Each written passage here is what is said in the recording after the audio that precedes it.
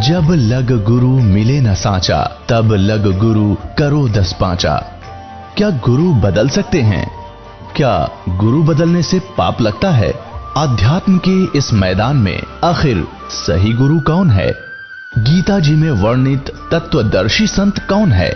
इन सभी प्रश्नों के उत्तर जानने के लिए अवश्य सुनिए जगत गुरु तत्वदर्शी संत रामपाल जी महाराज के मंगल प्रवचन। कहीं पर भूकंप आ जाता है, वहां पर भी कई हजारों लाखों की संख्या में प्राणी मनुष्य मानव समाप्त हो जाते हैं। आराम से लेट रहे हैं, भूकंप आया, पूरा इलाका नष्ट हो गया, हाहाकार मच गई। ये कोई स्थान है? ये कोई रहने के लायक है? एक राजा है, यहाँ का राजा तो हम सुप्रीम पावर मानते हैं, मुख्यमंत्री हुआ, प्रधानमंत्री हुआ, और उसकी दुर्गति 1 सेकंड में हेलीकॉप्टर क्रैश हो गया, उसके हड्डों का पता नहीं कहां गिरे जाके। तो यहां परमात्मा याद दिलाते हैं कि तुम इस गलत स्थान पर रह करके इस काल के द्वारा ये झूठे सुख को प्राप्त करके भूल गए हो उस पूर्ण परमात्मा को। हमें याद दिलाते हैं परमेश्वर, कबीर कहां गर्बियो ये काल गह करके से, ना बेरा का मारेगा के घर के परदेशो। परमात्मा कहते हैं, ए भोले जीव, तू किस चीज पर अभिमान किए फिरता है? एक छोटी सी पोस्ट पा करके, एक छोटे से टुकड़े का मुखिया बनकर, राजा या मंत्री प्रधानमंत्री बनकर तू कहां रह रहा है? ये काल गह करकेश, यानी तेरे बाल पकड़ेगा जब तेरी अंत समय आएगा, और वो अंत समय ना जाने कहां आ जाएगा। घर भी आ सकता है, और परदेश में तू गया है वहां भी आ जाएगा, तो वहीं तुझे मार डालेगा, छोड़ेगा नहीं। कहां जन्मे कहां पाले पोसे, खूब लड़ाए लाडे, ना जाने इस देह के है कहां खंडेंगे आड़े। पुण्यात्मा, परमात्मा की ये वाणी आप जी ने हृदय में धारनी पड़ेगी। और इस गंदे लोक में यदि तुम थोड़ा बहुत सहारा भी चाहते हो, सुख भी चाहते हो, प्रोटेक्शन भी चाहते हो कि ऐसी आपदाएं ना आवे हमारे ऊपर, तो इस परमेश्वर कबीर जी की शरण ही ग्रहण आपने करनी पड़ेगी। यदि पूरा विश्व आज इस परमेश्वर की शरण में आ जावे, और ये दास जो नाम जाप और विधि और मर्यादा बता रहा है इसका पालन कर ले, पुनः फिर सतयुग जैसा माहौल शुरू हो जाएगा। सतयुग में क्या होता है कि बहुत लंबी आयु हो जाती है, क्योंकि अकाल मृत्यु नहीं हो सकती, ये काल फिर अटैक नहीं कर सकता, और आपस में बहुत ही अच्छा प्रेम बनेगा, या लूट खसोट रिश्वतखोरी हाहाकार मची है। इस माया ने सबको अंधा बना दिया है। ऐसे बड़े बड़े मंत्री और मुख्यमंत्री, प्रधानमंत्री तक के ऊपर ये भ्रष्टाचार के आरोप लगते हैं। शर्म की बात है, क्योंकि इंसान की जमीर खत्म होगी। क्यों होगी? क्योंकि तत्व ज्ञान से परिचित नहीं है, भगवान के विधान से परिचित नहीं है, आध्यात्मिक कर्मों से परिचित नहीं है। इसी कारण से हम गलतियों पर गलती करते जाते हैं। एक माया के कारण ही भाई से भाई शत्रु बन जाता है, बहन भाई की शत्रु बन जाती है, भाई बहन का शत्रु बन जाता है। माता पिता की कदर रही नहीं, माया माया दिखाई देती, शर्म रही नहीं, लाज रही नहीं। पुण्यात्माओं, परमात्मा कबीर परमेश्वर जी की शरण में आने से आप जी ये सोच भी नहीं सकते, हे परमात्मा, हम पहले वही व्यवसाय था, वही हमारा जॉब था, वही नौकरी थी या कोई व्यवसाय था, और हम सारा दिन भटकते रहते थे, रात को भी नींद नहीं आती थी और ओवर टाइम भी करते थे, फिर भी हमारा गुजारा ढंग से नहीं हो रहा था और टेंशन ग्रस्त रहते थे। इस परमेश्वर की शरण में आने से, क्योंकि ये ज्ञान ऐसा हो जाएगा आपको, और फिर साथ भगवान का आपके साथ हो जाएगा, आपकी सबसे पहले ये टेंशन समाप्त करेंगे। और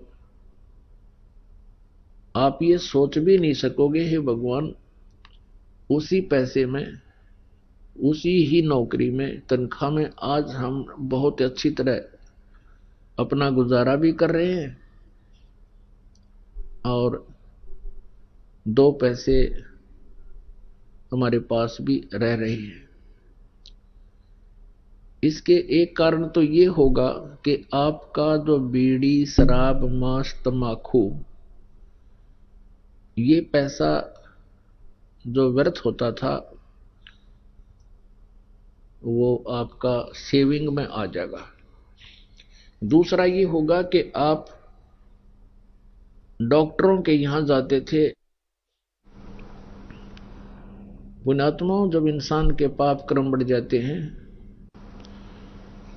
बताते हैं हमें आकर के कि जी थोड़ा सा सिर में दर्द हुआ था, डॉक्टर के पास गए, सीटी स्कैन बोल दिया और उसमें जो है ना मस्तिष्क में कोई गांठ बता दी, ऑल इंडिया में भेज दिए, लाखों रुपये लग गए, सिर का ऑपरेशन हो गया और कुछ दिनों के बाद फिर जो की जो सती थी फिर होगी। एक गांठ निकाल दी तो गांठ तोड़ भी हो सके हैं, क्या फाइनल हो गया काम फिर इसमें। तो कहने का भाव यह है कि जब इस परमेश्वर की शरण में आप आ जाओगे, वही बीमारियां, वही रोग जो लाखों रुपए में ठीक नहीं होते थे, आपके 10, 20, 50 रुपए की दवा में आराम होना शुरू हो जाएगा। बहाना करता है परमात्मा, थोड़ी बहुत औषधि भी लेता रहे और साथ में परमात्मा की भक्ति करे, फिर देखना कैसे होता। तो पुण्यात्माओं, ऐसे बहुत से भक्त आते हैं, वो बताते हैं कि जी पहले हमारे साल भर में कम से कम भी 20,000 रुपए का मेडिकल का खर्चा होता था, डॉक्टरों का। और फिर वो बीड़ी बंडल वाले तो कहना है कि शराब वाला, और बीड़ी का हिसाब लावा तो भी आदमी प्रतिदिन 10-12 रुपए की बीड़ी, और सिगरेट पीने वाला तो मेरे ख्याल में 50-100 रुपए की जो ना पी जाता है। तो महीने का हिसाब लावा तो 2-2,500 रुपए ये खराब होते थे, ये बच जाते। और फिर वो जो शराब पीता है उसका तो एस्टिमेटर नहीं लाया जा सकता हो कितना नाश कर दे एक महीने में। तो परमात्मा की भक्ति में ये विकार नहीं चलते, ये आपने कंपलसरी त्यागने पड़ेंगे यदि आप परमात्मा चाहते हो और सुख चाहते हो इस लोक में भी, और फिर आपके घर में बरकत दिखाएंगे। क्योंकि हम परमात्मा की महिमा से परिचित नहीं है, हम नीयत खराब करके अपने में घने समझदार बनकर और क्लेवर बनकर भगवान के लाभ को प्राप्त नहीं कर पाते हैं।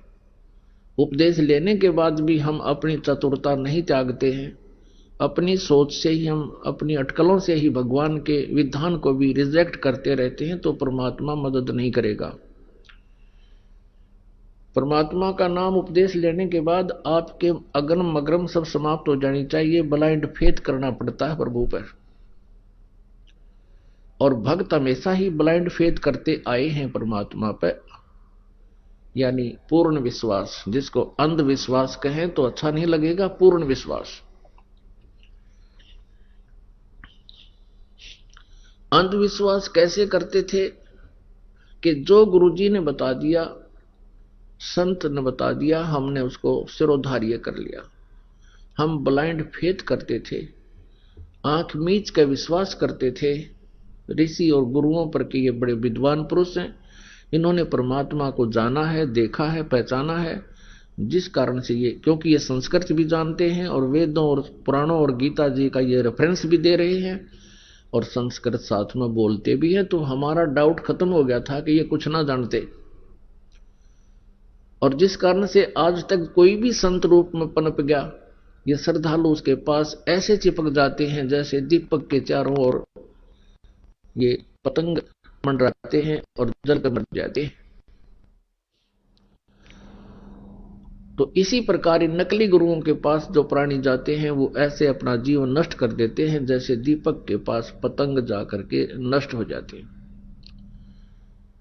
उनका स्वभाव है, ऐसे श्रद्धालुओं का स्वभाव है कि वो गुरु और संत पर पूर्ण विश्वास किया करते हैं और उस स्वभाव का दुरुपयोग कर लिया इन नकली गुरु ऋषि और मंडलेश्वरों ने। पूरे समाज को परमात्मा से कोसों दूर कर दिया। परमेश्वर आए थे कबीर जी, उन्होंने ये ज्ञान दिया था जो आज दास आपके रूबरू करा रहा है और साथ में प्रमाण दिखा रहा है अपने ही पवित्र सदग्रंथों में। जैसा कल की रात्रि में आपने परमात्मा के साकार और निराकार के ऊपर जो वचन सुने थे, उसके साथ साथ सदग्रंथों को आपने स्वयं भी प्रोजेक्टर के माध्यम से देखा। तो अब क्या कहें उन संतों को, ऋषियों को? क्या वो विद्वान थे? नहीं, वो तो अंधे थे। उनको मोतियाबिंद हो चुका था। मोतियाबिंद जिसकी आंखों में हो जाता है, उसकी आंखें पूर्ण रूप से स्वस्थ दिखाई देती हैं, लेकिन उसको दिखता कति नहीं, वो नपट अंधा होता है। इसी प्रकार ये संस्कृत के जानने वाले महाविद्वान, महर्षि, मंडलेश्वर, गुरु, ब्राह्मण, पंडित कहलाते थे। इनको अपने सदग्रंथों का कै ख का भी ज्ञान नहीं था। और इसी प्रकार ये सतलोक और सचखंड की महिमा गाने वाले ये पंथ नकली, राधा स्वामी पंथ, धन धन सतगुरु पंथ, यो जय गुरुदेव पंथ, ये जितने भी संत ऋषि हुए हैं इस मार्ग में, ये सब बिल्कुल तत्व ज्ञानहीन और अज्ञानी थे। करोड़ों श्रद्धालुओं को इन्होंने मिसगाइड कर दिया और ऐसा कर दिया अब सुनने को भी तैयार नहीं है, क्योंकि उनको वो महर्षि और परम संत, परम धनी माना करते थे।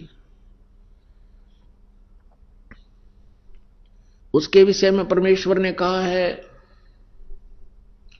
मोती मुक्ता दर्शत नाही, ये जग है सब अंदरे, दिखत के तो नैन चश्म इनके, फेरा मोतिया बिंद्रे, मन माणिक लहर समंदरे, मोर जीवा नग सीप न सायर, वो निर्मल आनंद कंदरे। क्या बताते हैं कि मोती मुक्ता दर्शत नाही, ये जग है सब अंदरे, और दिखत के तो नैन चश्म इनका, फेरा मोतिया बिंदरे। अब ये इनको मोक्ष मार्ग, पूर्ण मोक्ष मार्ग का ज्ञान नहीं था, तत्व ज्ञान नहीं था, अपने सदग्रंथों से भी अपरिचित नहीं थे। तो इनको उस मोक्ष रूपी मोती दिखाई नहीं देता था, ये अंधे थे। और दिखत के तो नैन चश्म, आंख तन्यों की नो दिखे, पर मोती इनका फेरा मोतिया बिंदरे। ये विद्वान नजराओं थे, क्योंकि ये संस्कृत बोला करते थे और हमारे पूर्वज अशिक्षित थे। अपनी मजदूरी करके, कोई खेती करके अपने बच्चों को पाला करते थे, लेकिन आत्मा में भगवान की चाह सदा से ही रही है जीव के। उसकी पूर्ति के लिए फिर काल ने ये एजेंट छोड़ रखे हैं, ये गुरु, इन्होंने ऐसा बैठा बैठा दिया, गांव के गांव बिगाड़ दिए। गुरुआ गांव बिगाड़े, संतो गुरुआ गांव बिगाड़े, ऐसे कर्म जीव कला दिए, ईब जड़े नहीं जाड़े। तो पुण्यात्माओं, आपका सौभाग्य है कि आपको इस प्राइम टाइम में मनुष्य जीवन प्राप्त है, और इस भक्ति युग में, भक्ति काल में आप जी को मनुष्य शरीर प्राप्त है, और साथ में ये यथार्थ भक्ति मार्ग मिल गया। धन्य है आपके माता पिता जिनसे जन्म हुआ। ओए होए। परमात्मा कहते हैं या तो माता भगत जने, या दाता या सूर, और ना तैरे ले बांझड़ी क्यों व्यर्थ गंवावे नूर। परमेश्वर कहते हैं या तो माता भगत पैदा करे, या दानवीर हो, दानी दाता, और या सूरवीर हो। अन्यथा कहते हैं इस तरह और ये निरे अड़ंगे पैदा करते हैं जो भक्ति से दूर हैं और सारा दिन दुनिया ने लूटे, बूंदी अच्छी बदलावें और भी किसी के नाक में दम रखें। कहते इनसे अच्छा तो बांध डाले क्यों अपने नूर को भी नष्ट करे, ऐसे नालायक संतान उत्पत्ति करके। तो पुण्यात्माओं, आप के माता पिता धन्य हैं जिनसे आपका जन्म हुआ, क्योंकि आप उन्होंने भक्त जन्म दिए। और फिर आप ही दाता हो, क्योंकि दोनों हाथों दान कर रहे हो, और दान देने से आपकी भक्ति उभरती है। धर्म तो दसके नहीं, दसके माने नाश नहीं हो धर्म का, और दसके तीनों लोक यानी चाहे तीनों लोकों का नाश हो जावे, धर्म का नाश कभी नहीं होता।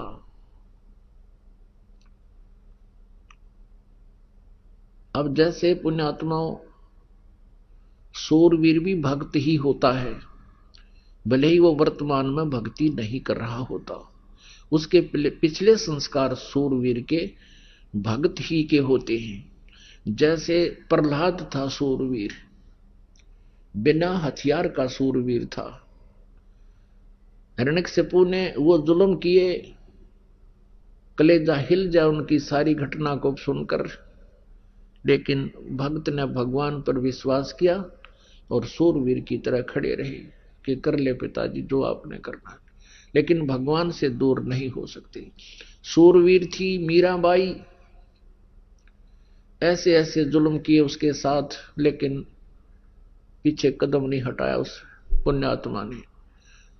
तो ऐसे ही बहुत जितने भी महापुरुष यहां जैसे सूरवीर थे, ईसा मसीह जी करस कर दिया कि कर दो, लेकिन जो मैं कह रहा हूं वो बात सारी सच्ची है। उन दुष्ट लोगों ने अपनी रोजी रोटी के बनाए रखने के लिए संसार को, समाज को उस महापुरुष से दूर कर दिया और अंत में उसको मृत्यु के घाट उतार दिया। परमेश्वर आए थे, कबीर परमेश्वर आए थे, उनके साथ वो जुल्म किए थे इन काजी मुल्लाओं और ब्राह्मणों ने। उनकी सारी कहानी आप सुन लो, पढ़ लो। जब आपको भगवान पर विश्वास हो जाएगा, उस समय इनको पढ़ोगे तो आंखों से आंसू नहीं सूखेंगे आपके, कि हमने परमात्मा को भी नहीं बख्शा, परमात्मा के साथ भी हमने वो जुल्म किए, क्योंकि वो हमारे पिता हैं, इसलिए उन्होंने हमसे कोई दुख नहीं माना, और फिर भी वो हमारे कल्याण के लिए रह रह कराते रहते हैं, या हमारे जैसे दासों को आपके उद्धार के लिए, कल्याण के लिए भेजते रहते हैं। पुण्यात्माओं, सत्संग आने से प्राणी को ज्ञान होता है, मैं कौन हूं, कहां से आया हूं, मेरा यहां रहने का उद्देश्य क्या है, मेरे जीवन का उद्देश्य क्या है, मैंने टारगेट क्या बना रखा है। तो उसके बाद हम जो हम उद्देश्य मान चुके थे इस मनुष्य जीवन का, फिर उसमें परिवर्तन होता है। हमने क्या उद्देश्य मान रखा इस जीवन का, जब तक ये तत्व ज्ञान नहीं था।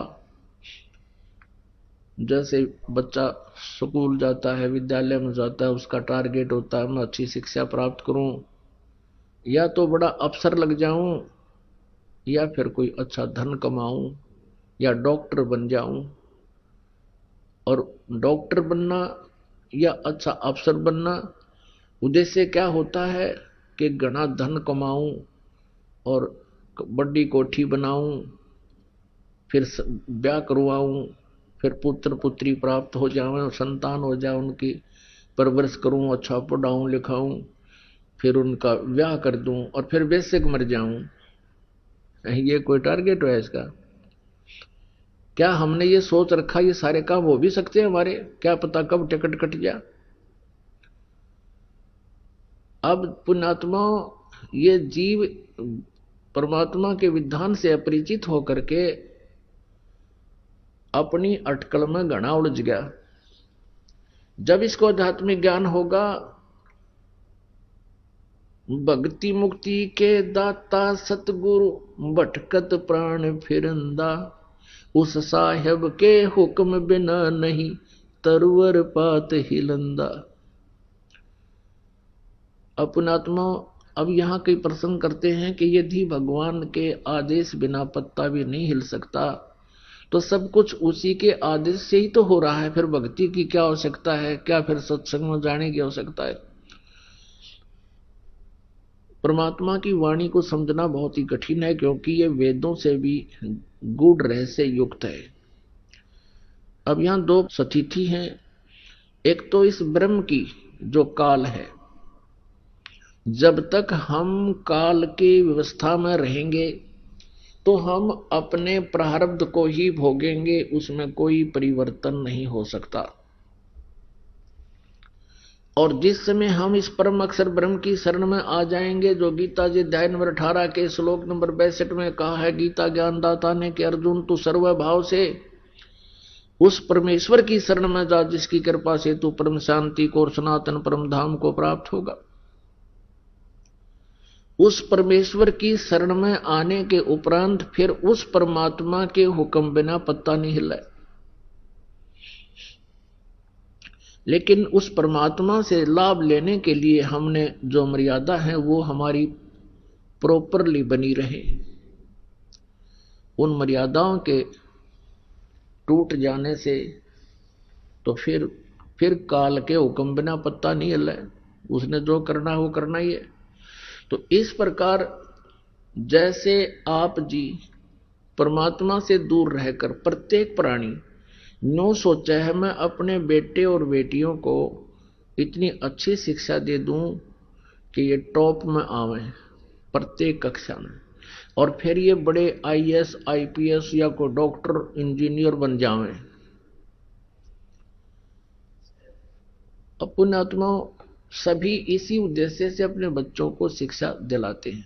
और कौन कितने क्या बनते हैं, इधर आपका कभी ध्यान नहीं जाता, क्योंकि आप उस संसार के ही विचारों में ग्रस्त रहते हो। एक दूसरे से डिस्कस करके बस इतनी ही सोच लेते हो, फलाने का लड़का डॉक्टर लग गया और उसने भाई 2 साल में कोठी बना ली, फलाने का लड़का इंजीनियर लग गया बस 3 साल हुए हैं भाई वहां कोठी गाड़ दी, बढ़िया कार ले ली। यानी जितना वो लूटे खसोटे दुनिया में उतनी प्रेज होती है उसकी, और उसकी आगे फिर दुर्गति क्या होगी, ये तत्व ज्ञान के इस जो है ना चश्मे से दिखाई देगी कि उसकी केबरान मट्टी होगी।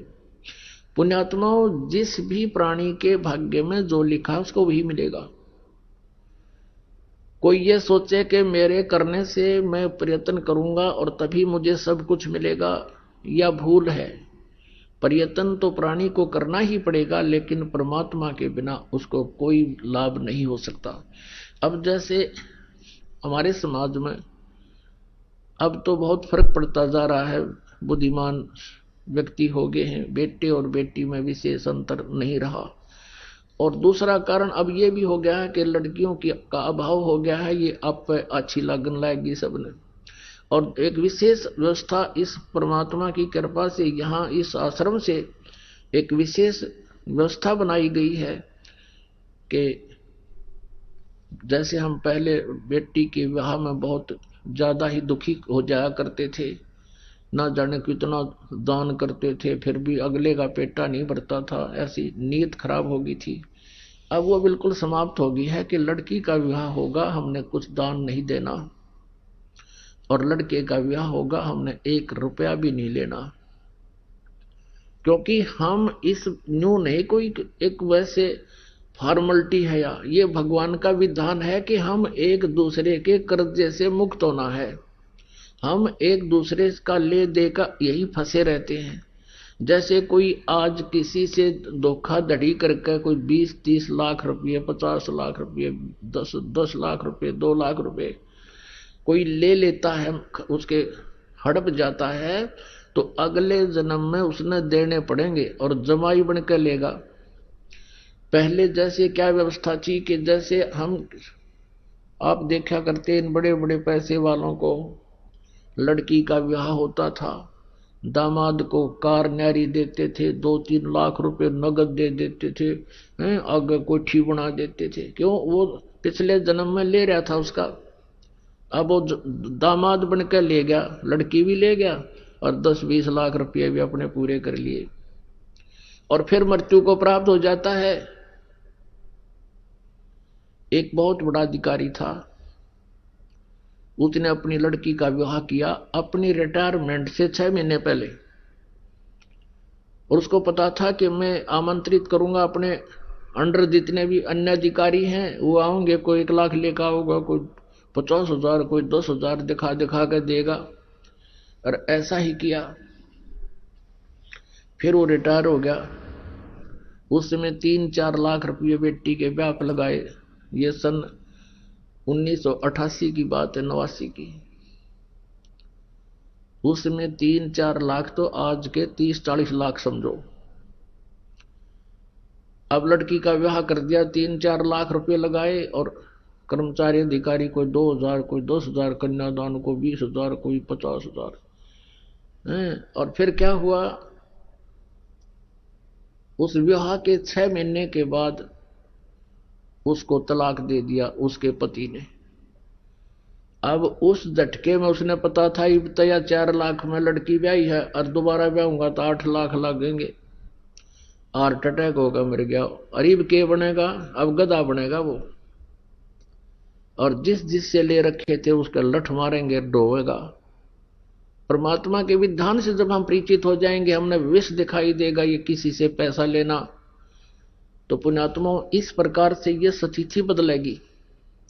तो पहले जो ये व्यवस्था थी उस समय कोई भी लड़की का जन्म नहीं चाहता था। विवाह होते ही ये सोचा करता भगवान संतान हो और पुत्र हो। अब वो चाह रहा था कि पुत्र हो, लेकिन पुत्री का को जन्म हुआ। फिर दूसरी बार देखा है भगवान, अब के तो दया करे परमात्मा, पुत्र हो, और वह भी पुत्री होगी। अब तीसरी बार जब गर्भ रहा, उसकी पत्नी को, परिवार को भी यही आशा हुई कि हे भगवान पुत्र हो, और वो भी पुत्री होगी, और चौथी भी पुत्री होगी, 5वीं भी बेटी होगी। अब क्या मनुष्य का चाहा हुआ, क्या मनुष्य का किया हुआ, वही हुआ जो उसके मस्तिष्क में पहले लिखा हुआ था। तो यहां अगर कोई ये सोचे तो इसको कहते हैं उस साहेब के हुक्म बिना नी तरवर पाथ हिलंदा। तो पुण्यात्माओं, जब हम इस आध्यात्मिक ज्ञान से परिचित हो जाएंगे, फिर हमारी 90% बकवाद हट जाएंगी। ये छोटी छोटी कथाएं हैं जो आपके बहुत काम आएंगी। एक समय एक गांव में, एक नगर में एक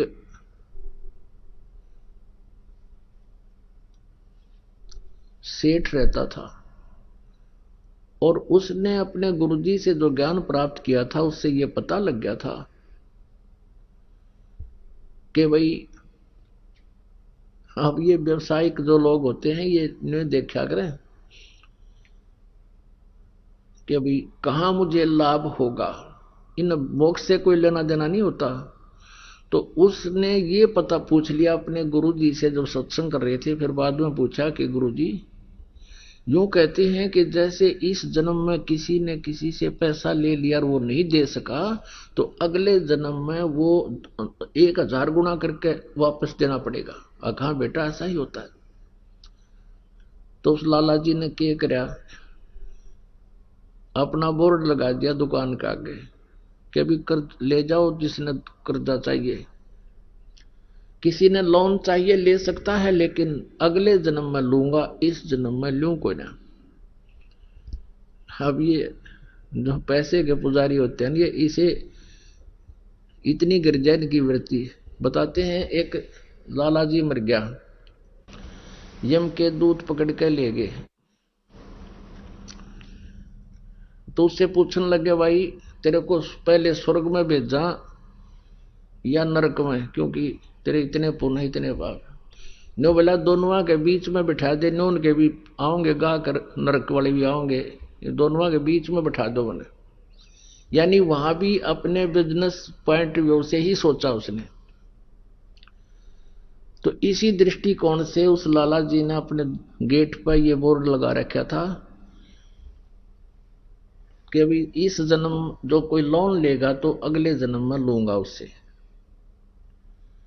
दो ठग थे, उन्होंने वो बोर्ड पढ़ लिया, वो चले थे चोरी चारी करने, उन्होंने बोर्ड पढ़ लिया। दोनों बतलाए रही साहब मूर्ख, हमने तो पहली बार देखा, मेंटल तो नहीं है। अब उससे बात करी भाई लाला जी हमने 200 रुपये कर्ज दे दे। बोला ले ले भाई। वो पक्का करे थे, वो कहने लगे भाई देखा हम तो जल्दी देवांगे, व्यवहार के पक्के आदमी हैं। वो कहने लगा ना भाई मैं तो अगले जन्म में लूंगा। अब उन्होंने फिर पक्का करना भाई हम तो 6 महीना के भीतर तेरे वापस दे देंगे ब्याज रुपया। वो बोला ये ब्याज लूंगा और अगले जन्म में लूंगा, ना तो जाओ तुम। तो उन्होंने सोचा अच्छा भाई ले अगले जन्म में ले, उन तो ठगना था ही वो। उन दोनों ने अपने 200 रुपये या जैसा भी 100 या 500 लिए और दरे गठड़ी में चल पड़े। आगे वो चलते जा रहे थे, एक गांव के बाहर एक तेली का घर था। पहले तेली होते थे, कोल्लू चला करते थे बैल से, और उसमें सरसों पीड़ा करते थे और तेल बनाते थे। उस तेली के आंगन में कोल्लू लग रहा था, एक बैल तो चल रहा था, कोल्लू चला रहा था, एक वहां खड़ा था पेड़ से बांध रखा था। तेली किसी कामवश गांव में गया हुआ था, वो दोनों वहां रुक गए, जलपान कर ले, पानी पी लेते हैं। उन्होंने पानी पिया तो दोनों बैल बतलावे थे, आपस में बातें कर रहे थे। अब जो बैल चल रहा था उसमें कोल्लू में, उसने पूछा जो बैल खड़ा था कि भी तेरा कितना लेन देन इस तेली के साथ बचा है। अब वो खड़ा बैल कह रहा है कि अभी कल जो है ना एक व्यक्ति आएगा और मुझे इससे मोल ले जाएगा 200 या 400 रुपए में। वो उस तेली का वो इतने पैसे मांगता है, और वो जो मुझे लेने आएगा वो मेरे 1200 रुपए मांगता है। उसके सारा हिसाब किताब लाकर 1200 रुपए ब्याज ब्यूज के हो रहे हैं, और वो फिर क्या होगा मुझे यहां से ले जाएगा। आगे एक राजा ने हाथियों का युद्ध करवा रखा होगा आपस में भिड़ंत, और उसमें इनाम रखा होगा 12 रुपए का रखा हुआ है। मुझे वो ले जाएंगे, उनका वो तमाशा देखने लग जाएंगे हाथियों के झगड़े लड़ाई को, और मैं उस हाथी को हरा दूंगा जिसने सबको पराजित कर दिया होगा, और फिर मुझे 1200 रुपए का इनाम मिलेगा मेरे उस मालिक को जो यहां से ले जाएगा। मेरी मृत्यु हो जाएगी, मेरा और उसका हिसाब बराबर हो जाएगा। भाई मैंने पिछले जन्म में उसने जो ना 20 रुपये लिए थे, आज वो 1200 हो गए।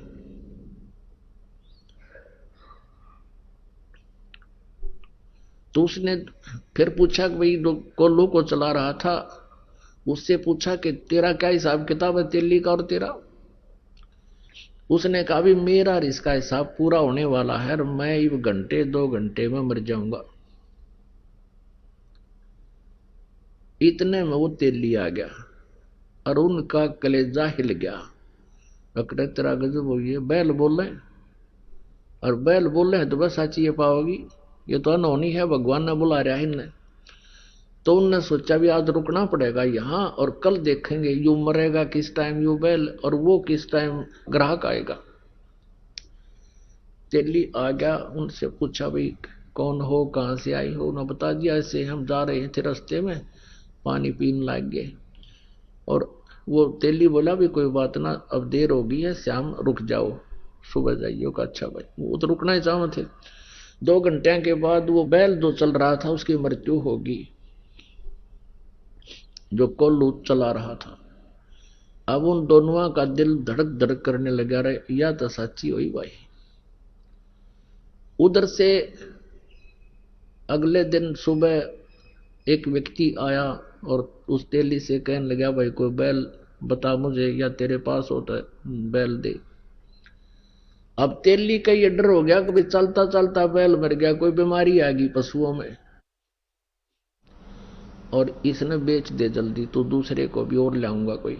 उसने उसके 500 400 100 200 जिसे रुपये मांगे और उसने दे दिए।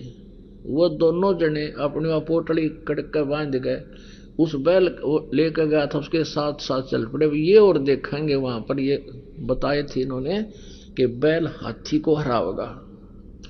वहां क्या हुआ कि वो जाके खड़े हो गए, दंगल लगा हुआ था, हाथी आपस में कुश्ती कर रहे थे।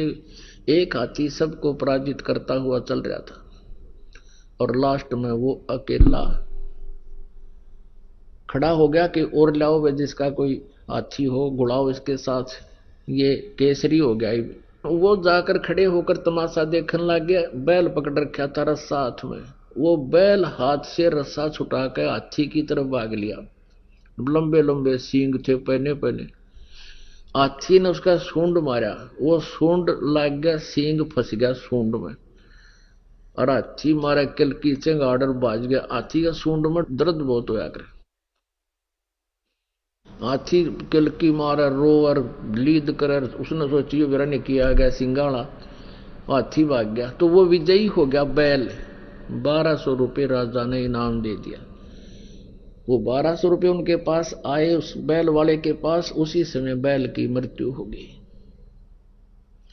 अब वो दोनों जने, उनके पैरों तले की जमीन खिसकन लगी, क्या तो बूंदी बनेगी, बैल बनना पड़ेगा इस लाला जी का जिसके पैसे ले आए हम।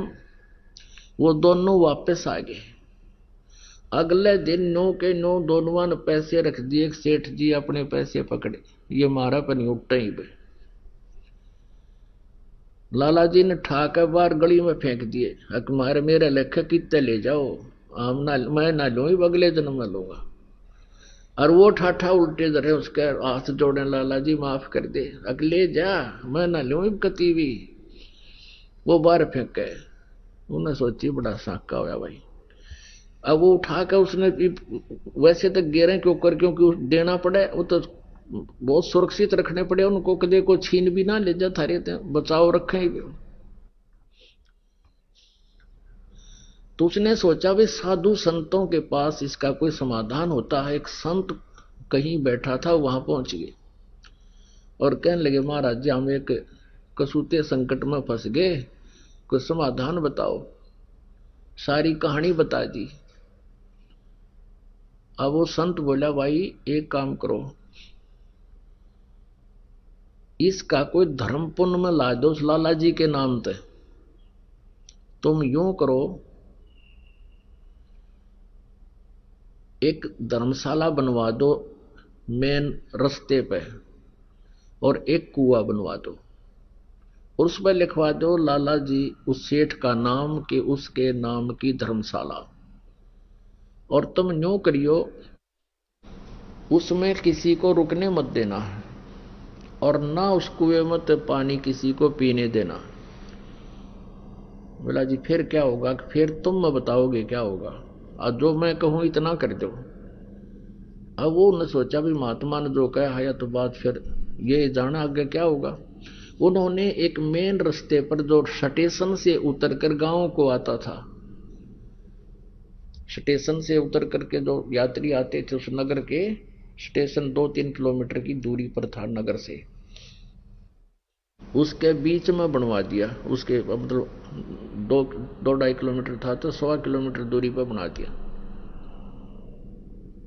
और वो कुआं बना दिया, एक धर्मशाला बना दी, लिख दिया लाला जी का नाम जिस पर उन्होंने लोन लिया था, उधार ली थी।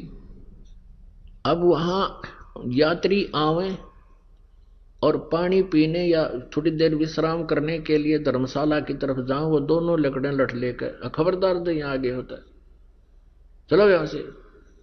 तो वो कहने लगे भाई क्यों, तुमने धर्मशाला बनवा रखी, कुआं बनवा रखा, तो रुकने क्यों नहीं देते, जल क्यों नहीं पीने देते? हकील लाला जी ने पूछ लो भाई, इसने मना कर रखा है कि यहाँ हम दोनों नौकर छोटे रखे हैं और कह रखा है ना इसमें किसी को रुकने देना, ना इसमें पानी पीने देना किसी को। इमाम आदमी ने बोले बड़ा मूर्ख आदमी, इतना पैसा ला दिया और फिर किसी को यहाँ टिकने भी नहीं देते आयो, यो कैसा लाला जी हुआ, सब गाड़ी देते जाओ। एक दिन उसका समधी आ गया, उसके लड़की ब्याह रखी थी, वो समधी भी आया, उसने देखा पढ़ा अको हो तो अपने ही रिश्तेदार का बनवाया हुआ है, और अच्छी मरोड़ सी में पहुंचा, चला उधर को, वो दोनों लकड़े लठ ले गए, खबरदार जो इधर आया है। वो कहने लगा क्या बात भाई, मैं इसका रिश्तेदार हूं। ने बोला बाहर चल, तू किससे का रिश्तेदार हो? इसने ये कह रखा इस सेठ ने कि इस धर्मशाला में कोई रुक नहीं जा और इस कुएं से कोई पानी नहीं पी ले, हमारी ड्यूटी ला रखी। वो कहने लगा रहा ये बड़ा नालायक आदमी, मैं तो इसको बहुत अच्छा आदमी समझू था रिश्तेदार को, ये तो जमा दुष्ट इंसान है, हैं? बता, प्याऊ बनवा रखी, कुआं बनवा रखा, धर्मशाला बनवा रखी, तो किसी को रुकने नहीं दे रहा। वो आया फिर अपने रिश्तेदार के घर आना ही था उसने, तो उसने उससे कहा रे तू बड़ा नकम्मा आदमी, क्यों तो इतना पैसा लगावा था, तने वहां कितने पैसे लगा रखे, धर्मशाला बनवा रखी, कुआं बनवा रखा, और वो दो मस्टंडे छोड़ रखे, तन ना पानी पीने देते किसी ने और ना वहां रुकने देते, फिर क्यों इतना पैसा बर्बाद किया, तेरी बुद्धि खराब होगी क्या? अब वो ने सोचा भाई कौन सा, कहां धर्मशाला है, कौन सा कुआं है। वो काफी देर सोचता रहा, क्या बात है, क्या कह रहे हो आप? कह के मैं झूठ रहा हूं, तेरा नाम लिख रखा और तेरे नाम से धर्मशाला बनवा रखी, कुछ लाला जी ने धर्मशाला बनवा रखी है, उसी ने ये कुआं बनवा रखा है, और वहां दो खड़े हैं, वो लटली है, इन्हों किससे न्याण दे, लाला जी ने कह रखी है। उसने सोची देखूं तो कहा, वो उस दोनों जने आए, देखे तो वह खड़े सामने लट गए। वो जान गया कि ये तो भाई मेरी बेइज्जती करवा दी न। तो कहने लगे भाई तुम क्यों कर पीछा छोड़ो मेरा। वो सेठ बोला, न बोला मारी वो कलम तार दे और कह दे मेरे आए हो लिए भाई ये दो जोड़े हाथ, मैंने तुम्हारे अपने लोन खत्म कर दिया और मान लिया भाई तेरा तुम्हारे सारे पैसे आ गए, मेरी बेइज्जती ना करो तुम। तो वो अपना गए और फिर मजदूरी करके अपना गुजारा किया, साधु संतों से उपदेश लिया, भक्ति की, कल्याण करवाया। तो पुण्यात्माओं ये सत्कर मान लेना, भले ही आपको एक दंत कथा लगे लेकिन ये आपके हृदय में उतर जानी चाहिए। आज क्या हालत है जीव की। तो इस प्रकार जब अध्यात्म ज्ञान हो जाएगा आपको, आप ये गलती नहीं कर सकते हैं। ये दास देख रहा है, पहले शराब पिया करते थे, ताश खेला करते थे, दुनिया ने लूटा करते थे, 2 के 20 बनाया करते थे, चाहे कोई दूध बेचता था या कोई दुकानदार था, और दूनी बिरान माटी हो रही थी उनकी।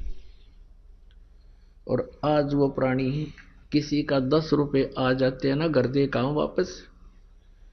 एक बहन बता रही थी कि मैंने एक लाला जी से कपड़ा लिया, उसने रेट बताया, कम बत्ती करके जो हमारा फाइनल रेट हुआ वो 200 रुपये का हुआ, और मैंने उसको 1000 का नोट दे दिया, उसने मेरे को 1250 रुपये वापस दे दिए। टूक करके उसका धोखा लगा। तो मैंने उस टाइम तो ध्यान रहा नहीं, और घर आके देखा कि मैं तो इतना का सामान लाई हूं और इतना पैसा मेरे पास, ये फालतू आ गया सेठ का। अगले दिन गई और उसके वापस पैसे दिए उसने, जितने भी वो फालतू थे। वो उसके मुंह का नहीं देखा। ए बेटी तू तो देवी उतर रही है, यहाँ तो ठा ले जा, वापस देने की बात दूर से। जब दाव लग जाता कि मैं और भी ठा ले जा लोग, और तू वापस देना आ गई, मेरा तो याद भी ना थे। तो पुण्यात्माओं, इस प्रकार फिर आप के पास किसी का एक नया पैसा भी हजम नहीं हो सकता। आत्मा नहीं मानना आपकी, क्योंकि इसको पता है फिर के दुर्गति होगी और कैसे पूरे करने पड़ेंगे। गधा बनकर कुम्हार के घर पे ये प्राणी उसके पूरे करेगा, और फिर कितना कष्ट उसके ऊपर से गुजरेगा वही जाने। तो पुण्यात्माओं, परमात्मा कहते हैं अपनी महिमा बताने के लिए कि तुमने उस दरगाह का मैल नहीं देखा और धर्मराज के तिल तिल का लेखा। तो प्रसंग चल रहा है कि जब हम परमात्मा के आध्यात्मिक ज्ञान से परिचित हो जाएंगे, फिर हमारी एक विशेष व्यवस्था बनेगी, आत्मा के अंदर एक विशेष उभार आवेगा। अब देखता ये दास, आज भी कम से कम 4 भक्त आए थे, नो बोले जी रास्ते में 100 रुपये पड़े पाए। अब वहां देवा किसने, यहां दान कर दिया, घर पर नहीं प्रयोग हो सके। और पहले के सतिथि थी, नो देख के ठाया करते, को देखते ना ले और गोज मंगा लेते। तो ये वृत्ति हमारी बदलती जा रही है। कोई कहता 500 रुपये, कहता जी ऐसे 5000 रुपये पड़े मिले मुझे। और जा रहा था, एक व्यक्ति आ रहा था, मुझे ऐसा लगा जैसे इसका कुछ गुम हो गया। मैंने उससे पूछ लिया, भाई कहाँ से आए हो, कहाँ जा रहे थे?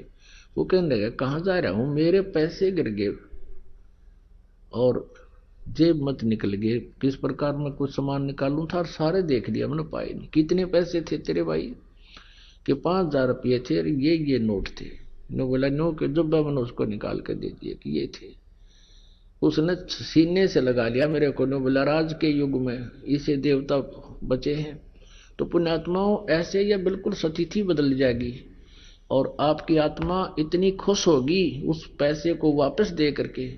और यदि हम किसी की चोरी करते हैं तो दूना दुख होता, उस प्राणी का दूना विनाश होता है। एक भक्त बहुत गरीब था, किसान था, और उसने परमेश्वर कबीर जी, क्योंकि वो परमात्मा रह कराते रहते हैं, कभी किसी साधु रूप में, किसी संत रूप में, या किसी वैसे एक जीवन वो पूरा एक जनसाधारण जैसा जी कर भी पूरा करते हैं। तो वो गरीब आदमी था, वो कहने लगा, महाराज जी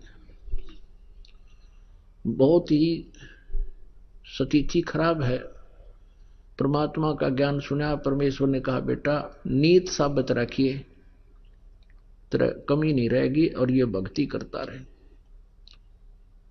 जितना तुझे चाहिएगा भगवान 21 देगा तुझे। अब क्या हुआ कि उसके एक बैल था, उससे गुजारा कर रहा था।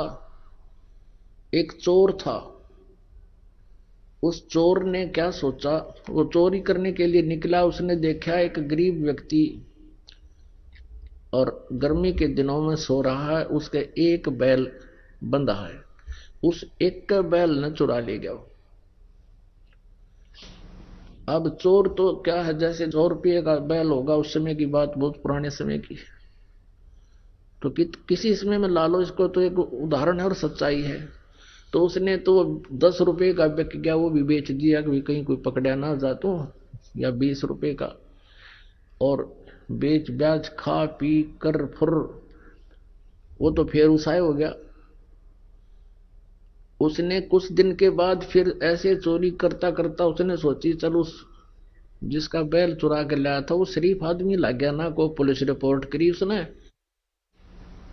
उधर ही चलते हैं। वहां जाकर देखा उसने 1 वर्ष या 2-1.5 वर्ष के बाद क्या देखा कि उसके 2 बैल बंधे हुए हैं, बहुत अच्छी स्थिति के, और वो सो रहा है रात्रि के समय।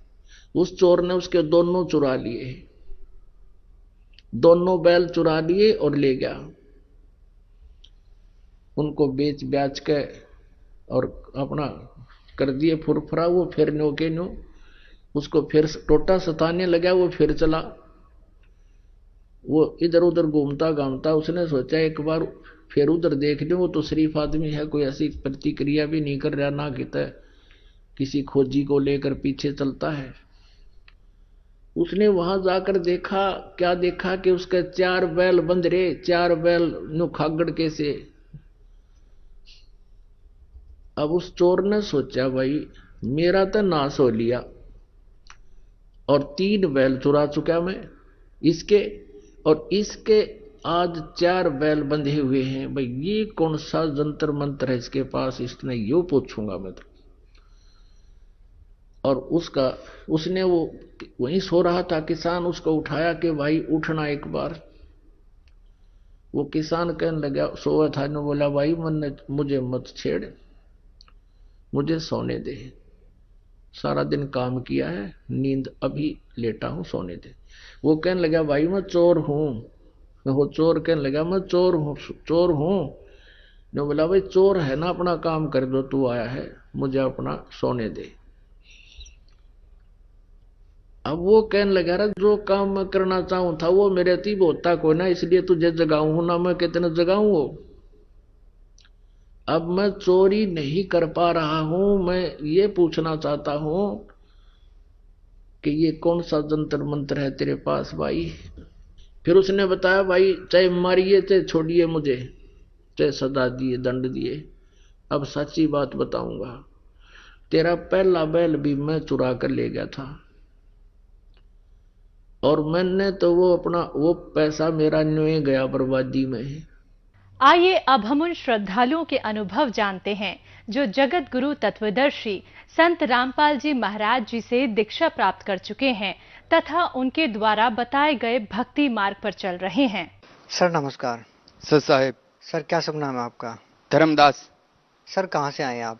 सर मैं चित्तौड़गढ़ के पास मेरा गांव एराल है, उससे आया हूँ। सर संत रामपाल जी महाराज की शरण में आने से पहले क्या भक्ति साधना करते थे? सर मैं संत रामपाल जी महाराज की शरण में आने से पहले बहुत भक्ति करता था। मैं रामदेवरा जाता था, वे रामदेवरा जाता था तो मेरे वो बचपन से ही ले जाते थे। रामदेव जी का मेरा इष्ट था, और मैं हनुमान जी की भी भक्ति करता था, उनके हर मंगलवार का व्रत रखता था और दीपक करता था। तो उनसे मेरे को कोई लाभ नहीं मिला और उल्टा दुख मिला मेरे को। और देवी देवताओं की जैसे जोगनिया माता के हमारे पास में जोगनिया माता के भी जाता था, बटवाड़ा भी जाता था। ऐसे बहुत देवता के ब्रह्मा विष्णु में सबकी पूजा करता था, लेकिन मेरे को कोई लाभ नहीं हुआ, उल्टा दुख मिला। सर संत रामपाल जी महाराज की शरण में कैसे आए आप? सर संत रामपाल जी महाराज की शरण में मैं अभी 11/8/2015 की बात है। मैं बहुत बीमार हुआ। वैसे मेरी बीमारी तो 2-2.5 साल हो गए। बहुत बीमार था मैं, मानसिक रूप से बीमार था। इतना बीमार था कि मैं पलंग से उठ ही नहीं पा रहा था, कि मैं बहुत बीमार था। जो डॉक्टरों को भी बहुत डॉक्टरों को दिखा दिया, पूरे चित्तौड़ में फिर गया, और उदयपुर में 7-8 डॉक्टरों को दिखाया, अहमदाबाद भी चला गया, लेकिन कोई फर्क नहीं पड़ा। फिर लास्ट आज थी कि एक बार और उदयपुर दिखा ली। जो उदयपुर के लिए दिखाने जा रहे थे तो हमारे को कुछ संत रामपाल जी महाराज के अनुयायी थे, तो हमारे को मिले।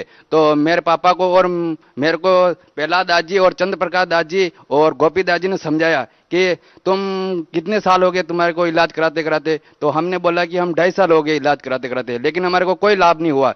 तो फिर उन्होंने बताया कि तुम चैनल देखो और फिर तुम हमारे ऊपर फोन करना कि तुम्हारे समझ में क्या आया कि नहीं आया।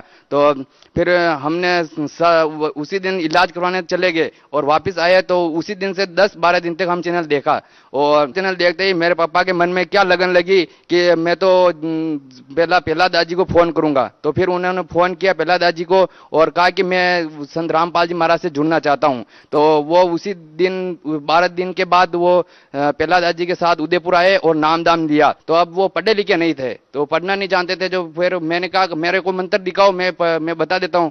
तो फिर उन्होंने कहा नहीं, मंत्र दिया है तो मंत्र दिखाना नहीं चाहिए, किसी को नहीं दिखाना चाहिए, जो अनुपदेशी है उनको नहीं दिखाना चाहिए। तो फिर फिर मेरे को दूसरे दिन ही नहीं, तीसरे दिन लेकर वो उदयपुर गए, तो उदयपुर ले जाकर मेरे को नामदान दिया। और मैं झूठ नहीं बोल रहा हूँ, मैं तंबाकू खाता था छाने छाने, और मैं बिल्कुल तंबाकू खाता था, और बियर भी पी थी एक दो बार मैंने।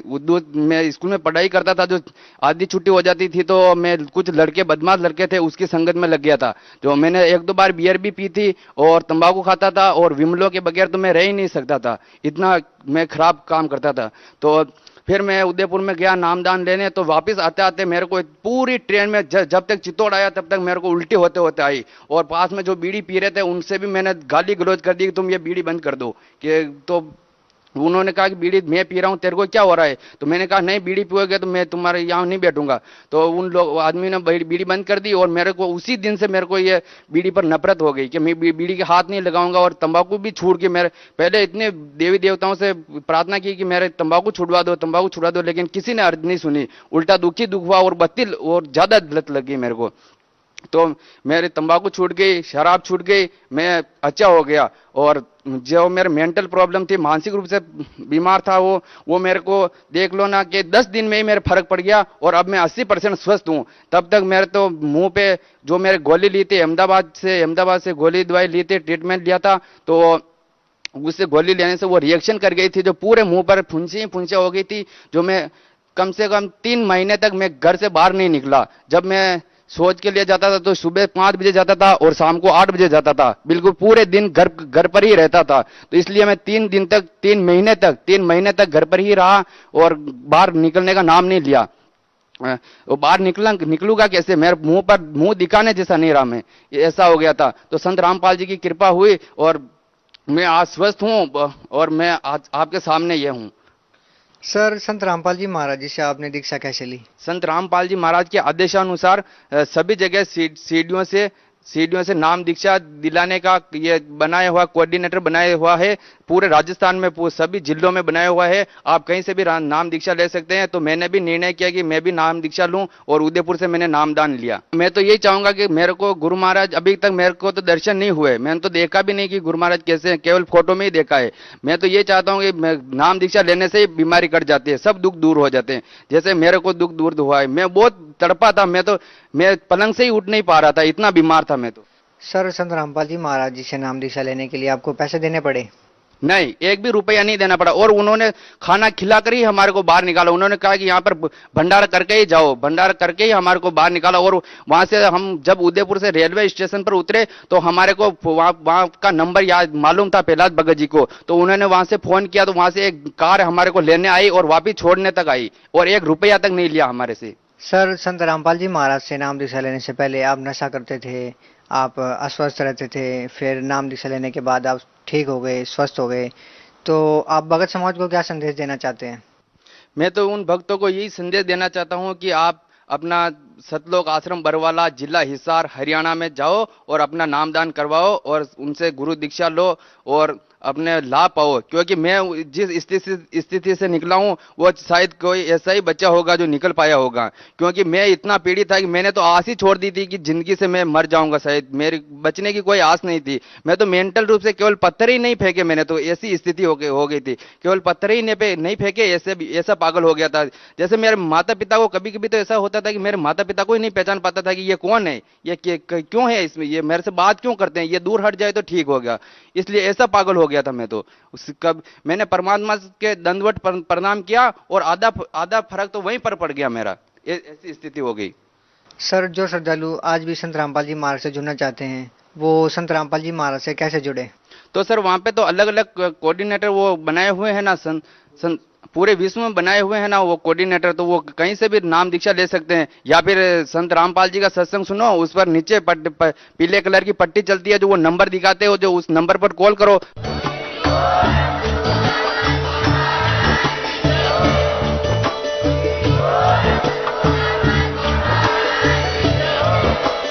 आप सुन रहे थे जगत गुरु तत्वदर्शी संत रामपाल जी महाराज जी के मंगल प्रवचन। अधिक जानकारी के लिए विजिट कीजिए हमारी वेबसाइट www.jagatgururampalji.org।